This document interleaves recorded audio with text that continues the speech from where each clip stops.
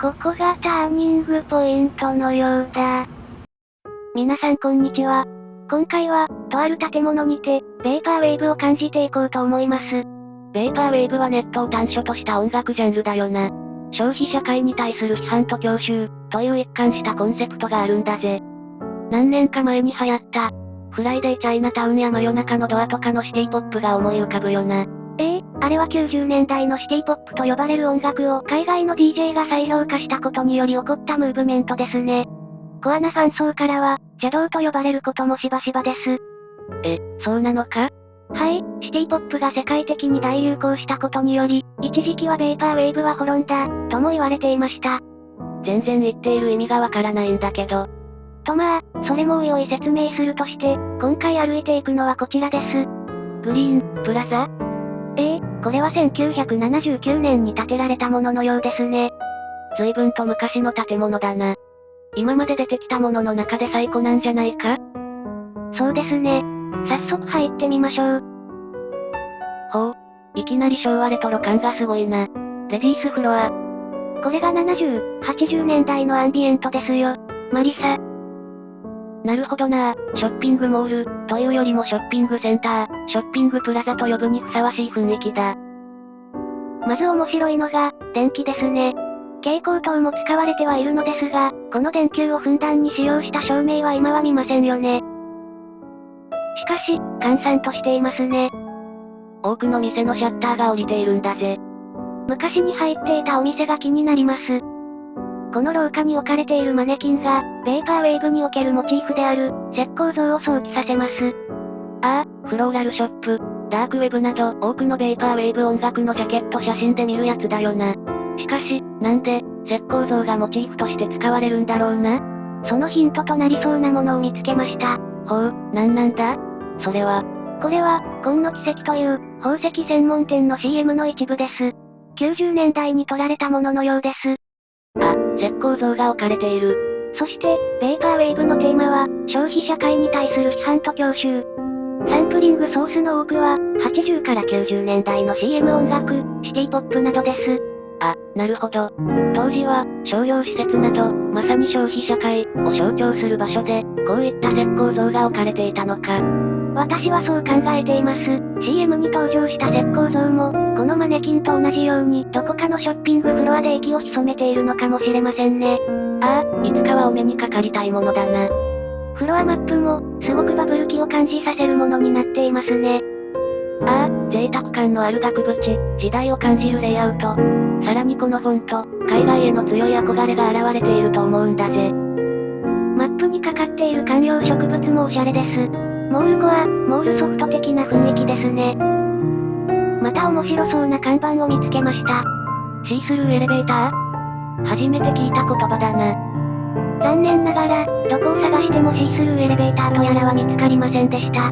どうやら、外壁が透明になっているエレベーターのことを指すようです。別にわざわざ区別して書くことでもないと思うが。たまに見ますよね。当時は珍しいものだったのでしょうか。透明なエレベーターは、お客さんへのアピールポイントになっていたのかもしれませんね。喫茶店にある水槽みたいなもんか。さて、3階にやってまいりました。1階はパチンコ屋や100円ショップがあったな。テナントが全然入っていませんね。バックルームズ的な雰囲気を感じます。あれ？私たちは3階に登ってきたんだよな。これは、4階行きのエスカレーター、という意味でしょう。ここが4階と読み違えてしまいました。そういうことか。矢印がついてるもんな。このエスカレーターを囲む仕切りが気になったんだぜ。ここに水を溜めた、池のような装飾があったのではないでしょうか。たまに駅前の飲食街なんかにもあるじゃないですか。でも、どこにも水を入れたり排出したりする機構が見られないぞ。随分前に撤去されその名残が残っているのか。それともまた別の用途があったのか。このプラザの情報はネットにもほとんど載っていなかったんですよね。当時のことを知っている人がいれば、コメント欄でぜひ教えてほしいです。ここも、どこか懐かしく感じるんですよね。この場所も、なんならこういう昭和レトロな商業施設自体も初めてなのに。これ、小さい時、親の用事について行った市役所で見た気がする。確か建物が古くなっていたから、その何年後かに撤去されたんだけど。年季が入ったトイレとか、当時は怖くてあまり好きではなかったな。私はどうも思い出せないです。人によって違うものなのでしょう。それでは、次のフロアに参りましょうか。そうしようか。謎が残る面白い場所だったな。4階にやってきました。雰囲気が変わりましたね。暖かくなったような感じです。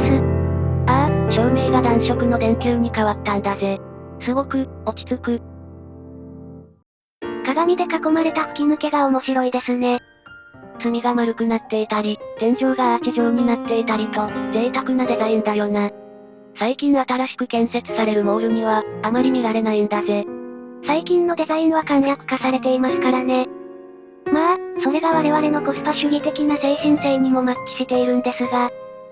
さて、それでは最後のフロア、5階に行ってみましょうか。エスカレーターを抜けたら、アデナンスが待ち受けていたんだぜ。この向こうには何があるんでしょうか。床のタイルに、ものすごく既視感があるんだぜ。この配色は、スーパーマーケットやショッピングモールでよく見ます。しかし、暖かな雰囲気のエリアを一つ抜ければ、寂しげな階段の場所になるんです。ショッピングモール独特の、階段のあたりでいきなり暗くなる感じ。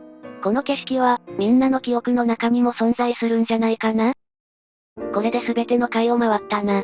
はい、下に降りていきましょうか。そうしよう。あ、レイム。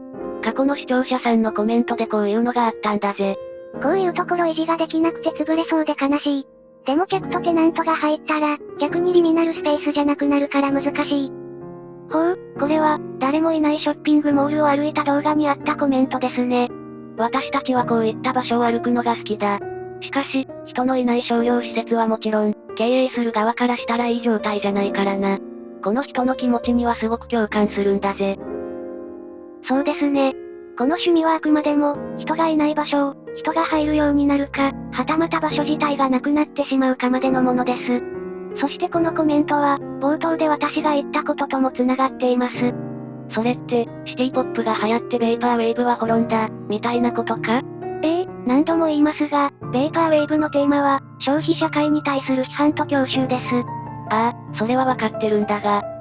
ここで重要なのは、批判の部分です。つまりこのジャンルは、お買い物によって生活を豊かにしていく、といった過去の社会にノスタルジーを感じながらも、一定の距離を取り、ある種冷めた目で見ているわけです。だな。お金で得られる幸せが絶対とは言えないし、そこには、金銭を介しているがゆえのコミュニケーションの不足、貧富の差の拡大などの問題点がある。しかし、ある時期に、それはシティポップを筆頭に、大衆的な人気を獲得しました。ああ、TikTok とかでも、めちゃくちゃ見るようになったな。シティポップがリミックスされクラブで流れるようになり、さらには企業もあえて昔のようなスタイルの CM を放映するようになるなど、どんどん商業的な方向に流れていってしまったのです。そうか、本来の批判と郷愁、というある種知的な試みが、単なる一時のレトロブームとして消費されてしまったわけだな。そうなるとがっかりするのは、本来のコンセプトの可能性を信じていたファンたちですよね。なるほど、ベイパーウェーブは滅んだっていうのはそういうことか。そしてこの方のコメントも、どこか方向性が似ていますよね。そうだな。なかなかに気難しいジャンルだよな。さて、今回は、ベイパーウェーブなショッピングプラザを歩いていきました。ああ、至るところに哀愁を感じたんだぜ。次回からも、リミナルスペース、ドリームコア、バックルームズ的な雰囲気の場所を歩いていきたいと思います。あ、エンディングの後におまけがあるみたいだな。それでは一旦、この辺りでお別れといたしましょう。ご視聴ありがとうございました。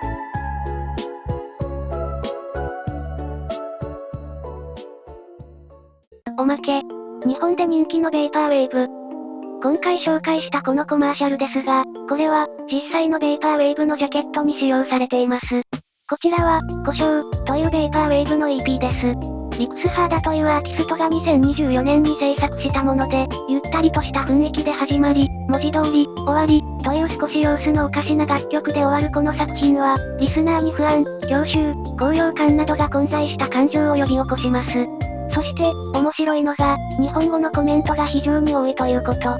海外で人気のベイパーウェーブ音楽のコメント欄で、ここまでの日本人の多さは、ほとんど見られません。551の肉まんのような、日本人の感覚に合っている作品なのかもしれません。それでは、次はこの場所で。